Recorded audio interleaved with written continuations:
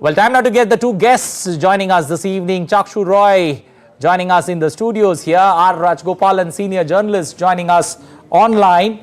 Welcome both of you to this program. Let me first come to you, Chakshu.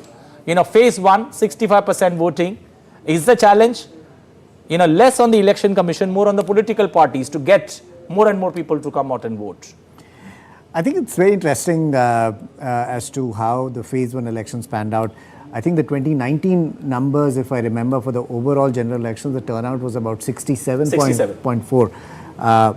And this time around, I was traveling yesterday, and on my flight, there were announcements of the Election Commission imploring voters to come out and vote.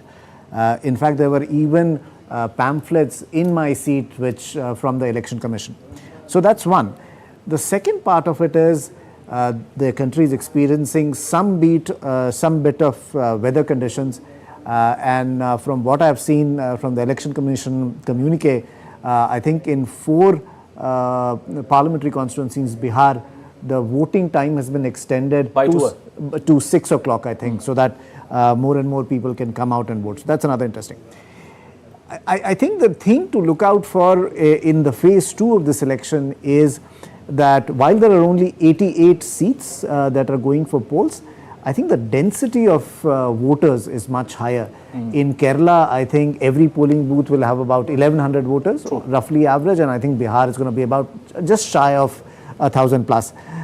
So the task is cut out for political parties and their cadre to ensure that in some of these battleground states, they can get the voters to come out and support them on the EVM boxes. Let me get Rajgopal here into this deliberation. How does one see this particular phase? Is it got to do, 65% voting that we saw in phase 1? Is it got to do with, almost 4 phases coming somewhere close to a weekend? Is that one of the reasons? Or is it elections that, generally end by May, this time even going into the 1st of June?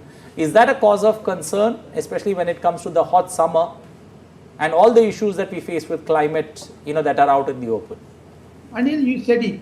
The climate condition is the worst one, because it is high time one nation, one poll should be held in November, December, so that, in 2029, you and me will not be put to the hardship of scorching sun. Second thing, the voting pattern. In first phase, we discussed. In first phase, especially in Tamil Nadu, there were certain, voters list were not in tune with the numbers of the polling booth.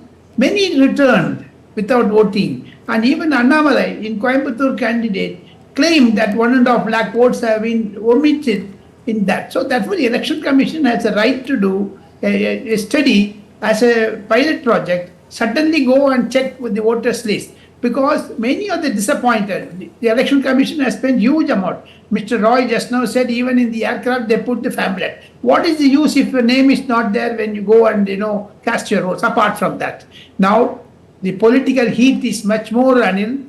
In Tamil Nadu it was exciting, and moreover now in Kerala, Karnataka. So the southern parts of India are getting more interesting, and the North Indian aspect. As your 4 correspondents have done an extremely good job, when they presented the local pictures. Coming to the real point, tomorrow is going to be very, very crucial day for major political parties, especially the Congress. Congress is having little amount of back, tracking, and interestingly, I should say, Mr. Rahul Gandhi is contesting Wayanad, therefore it becomes a crucial seat. Okay. And today, is he going to be announced for Amethi or not? Once the Wayanad poll is over, he may be contesting from Amethi also. Which seat he will drop? If he resigns Amethi, it will be a plus point for Wayanad. If he resigns Wayanad, it will be plus. So therefore, there is a confusion. This election results. Okay.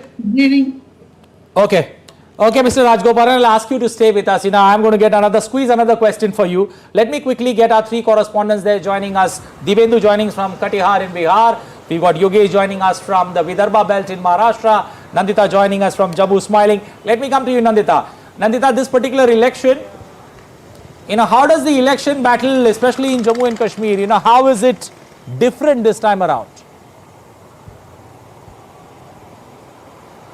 It's different because the candidate from BJP, Mr. Jugal Kishore Sharma, is battling a two-time anti-incumbency. In fact, he has been an MP in 2014 and 2019, and that incumbency he's trying to battle, but he's hoping on the charisma of Prime Minister Modi seeing him through, because a lot of voters here are happy with the revocation of Article 370, and this is the first election, the Lok Sabha election after the revocation or abrogation of Article 370 in this state. Also, the security preparations have been completed by the election commission here. We spoke to the returning officer. More than 80 lakh rupees of cash has been confiscated. 800 liters, more than 800 liters of liquor has been confiscated. So more than 2,500 polling stations with more than 17 lakh voters are going to decide the fate of 22 candidates. The two prominent among them being the Congress's Raman Bhalla and the BJP's Jugal Kishore Sharma. Okay, so an interesting Raman Bhalla battle will be trying to give a fight to Jugal Kishore Sharma. Nandita, it's going to be an interesting battle there between the two, Mr. Bhalla and Jugal Kishore Sharma there. Let me shift to Dibendu, who's joining us from Katihar. Dibendu, the first phase of election, the lowest turnout or the voting percentage was from Bihar. Do you see the numbers change or the numbers consolidate, at least going past that 50% mark? Well, Anil, see, the Election Commission has been making efforts to ensure the voter turnout increase in the second phase. The Election Commission had brought in Maithili Thakur, a popular Bhojpuri singer, to enthuse the youths to come out and vote in Bihar. But if you say historically, although Bihar, which is a very politically aware state, has remained out of the polling stations for a very long time. And if you look at the historical data, you would see over the last couple of elections, Bihar's voter turnout had been between 50 to 55 and at the max 58% if we talk about the overall scenario. But having said this, the Election Commission hopes that this time around it could breach the 60% mark. But keeping that in mind, also the first phase, as you rightly said, was less than 50% of voters turnout. But the Election Commission is making all efforts using celebrities to lure voters to come out of their homes and go to the polling stations to cast their vote. But also, Anil, you have to remember that the heat here is absolutely like scorching sun. The heat and dust is also what we are being told is keeping many indoors. But having said this, it is the duty of all citizens of the country to come out and take part in this celebration of democracy. But we are hoping that in fact the electoral officers here are also hoping that the voter turnout could increase in the second phase. Back to you. Okay, Yogesh, 8 seats in Maharashtra, at least 3 of them. Do you see a Sena versus Sena battle, that could play out, or that could be the headline tomorrow evening? Right, on 3 seats basically, 2 importantly, Buldana and Yavatmal, direct contest between the 2 factions of Shiv Sena Uddhav Balasaheb Thackeray and Shiv Sena led by Eknath Shinde. So yes, very relevant and very important question you have asked, Anil. In fact, that is the thing that has been discussed in the entire region, coming to 5 seats of Vidarbha and 3 seats of Marathwada, a total of 8 seats which are going to poll. A total of 1 crore 49 lakh people will be casting their votes. 16,589 polling booths have been set up, Nanded. And yes, the Shiv Sena conflicts is going to play a very, you can say it's a very interesting poll just because of these. Why this poll is different this time, the election is different from the other, from the other times. There are 2 main reasons. The first, split in Shiv Sena and NCP. Second, top leaders, the bastion basically, the Congress bastion in Vidarbha and Marathwada, basically in Nanded, where I am standing right now. The top leaders have shifted and now have joined BJP. So these are the 2 major reasons why this election is different from the other elections in the past. Over to you, Anil. Okay, thank you both. Thank you all 3. Dibendu joining us from Katihar. We've got Nandita joining us from Jammu and Yogesh getting us the ground perspective from Maharashtra, Nanded region. Chakshu there with us. Chakshu, looking at this particular 88 seats, close to 34 seats have been won by parties, same parties since 2009. Do you see that trend changing or that trend facing the heat in 2024? So it's interesting that you mentioned that. And I think in one of our previous conversations, we were talking about the fact that in every Lok Sabha since 1952, at least 50% of the members are new members. True. Now, will that apply to this phase? Will it apply to the next phase, or has it already happened in phase one? Because if we look at the numbers, 33% of the seats of Lok Sabha will finish by tomorrow. True. And by phase 3, we would have crossed the halfway mark. So some interesting things there for voters to watch out for.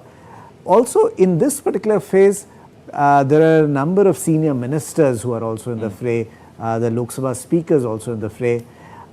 There might be some relief. I think parties which are focused only in Kerala will be thankful that their election's over and then they can take some time off. But for national party leaders, it would also mean that while their election might be over, they might have to go ahead and campaign in some other areas. Okay, let me get Rajgopalan here. Looking at the 88 seats, Mr. Rajgopalan, one does an analysis of it and look at 2019 as your reference. You see almost 50% of it has been won by BJP. Does that put more pressure on the BJP and the NDA and less on the opposition? Because, there is a limit to which you can cross. And do you see the hurdle bigger for the NDA than for the opposition bloc? I don't think so. NG is on the very safer side, Anil. Apart from that, Mr. Roy has explicitly, covered all points, including the new phases, 50% like that, and he gave a methodical answer to your question. But I go a little beyond that and talk about politics. Mr. Prime Minister Narendra Modi has spent huge time in this electioneering. And moreover, the BJP election missionary, as I have known the political party from its inception, BJP does a meticulous job. It's not hodgepodge one. And the programs have been drawn much earlier, and they know which constituency will go and what is the effect like that. So the candidate selections, canvassing, and moreover the star speaker, Mr. Narendra Modi. Apart from the BJP, Anil, Mr. Narendra Modi has 2 or 3% to his credit. That also swings separately. Okay. The first-time voters have gone more for digitalized, the electioneering style, and moreover, the first-time voters are called digital children. They vote for the BJP for the innovation. Therefore, it's a very win-win situation for opposition, and opposition is going to be having a very tough time in this second phase. As Mr. Roy said, third election phase, 50% of the candidates in the Lok Sabha would have been over. True. Therefore, we get a sense that BJP is on the upper swing, and of course, Congress is fighting it out. Okay, we'll leave it there, but I'll ask you to hold on. The Great Indian Election is your one-stop show on weekdays on all that matters in election. What do we look at tomorrow? Let's quickly take a look on Friday night. What's in store? Polls in 88 constituencies across 13 states on April 26th. Who votes and what's at stake in the second phase of the world's largest election? Among the major states going to the polls in this round are Kerala, Karnataka, Rajasthan, Maharashtra, Madhya Pradesh, Chhattisgarh, Bihar, Assam and West Bengal. After the second phase, elections will be over in Kerala and Rajasthan. The national broadcasters' election headquarters, DD India, will take a reality check as numbers unfold on the Great Indian Election at 8:30 p.m. only on DD India. Well, with that, it's a wrap of this edition of the Great Indian Elections. But let me say thank you to Chakshu Roy for joining us this evening. A pleasure having you here as always. Well, you can catch us on Facebook, X and Instagram. It's time for me to say goodbye from the entire team. Good night. Stay safe.